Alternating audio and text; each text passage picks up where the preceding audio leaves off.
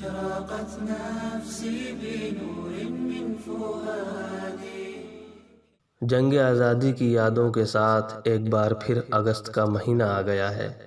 ملک کی آزادی کے لیے اپنے آباء و اجداد کی قربانیوں کو ہمیں کبھی بھی فراموش نہیں کرنا چاہیے۔ انگریزوں نے جنگ آزادی کے دوران ہزاروں مسلم علماء کو پھانسی اور گولی مار کر شہید کر دیا تھا۔ صرف دہلی میں ہی 100 سے زائد دینی اداروں کو تباہ و برباد کر دیا گیا تھا۔ اسلام سے ہندوستان کے دشمنوں کو مدارس، مساجد اور متحرک علماء کرام سے ہمیشہ سے ہی دشمنی تھی۔ دشمن اس بات سے بخوبی واقف تھے کہ ہندوستان کی سرزمین سے اسلام کو مٹانے کے لیے اولین کام ایسے علماء کو دبانا ہے۔ ہمیشہ کچھ ایسے لوگ رہتے ہیں جو حکمران کے منشا کے مطابق مسئلہ، فتویٰ اور تقریریں کرتے ہیں۔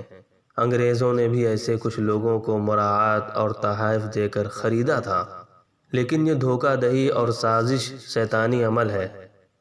اس کو پہچان کر علماء کرام دشمن اور ان کے ایجنٹوں کے جال میں پھنسنے سے محتاط رہتے تھے۔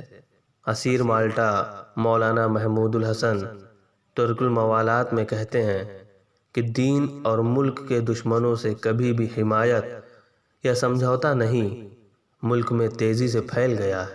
اس فتوے کے ساتھ ہی لوگوں نے حکومت کے خلاف اپنی لڑائی اور عدم تعاون کو تیز کر دیا۔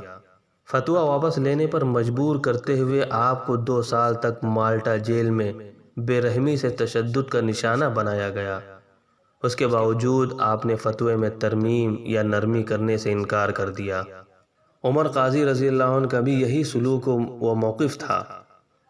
دیوبند سے لے کر باقیات تک پورے ہندوستان میں دینی مدارس اس لڑائی میں سب سے زیادہ پیش تھے۔ ہمیں فخر ہے کہ آج یونیورسٹی کے طلباء اس روایات کو برقرار رکھنے کے لیے آگے آ رہے ہیں۔ انہوں نے نہ صرف جنگ کا مطالبہ کرتے ہوئے فتوے اور نصیحتیں جاری کیں، بلکہ وہ میدان جنگ میں عوام کی قیادت بھی کر رہے تھے۔ اس طرح سے ہمیں انگریزوں کے منصوبہ بندی اور عمل سے آزادی ملی۔ اس کے باوجود ہمارے دشمنوں نے ہم پر ہمدردی کر کے اس ملک کو نہیں چھوڑا۔ اس لیے ہم پر اس آزادی کی حفاظت کی ذمہ داری عائد ہوتی ہے جو سخت لڑائی سے حاصل کی گئی تھی۔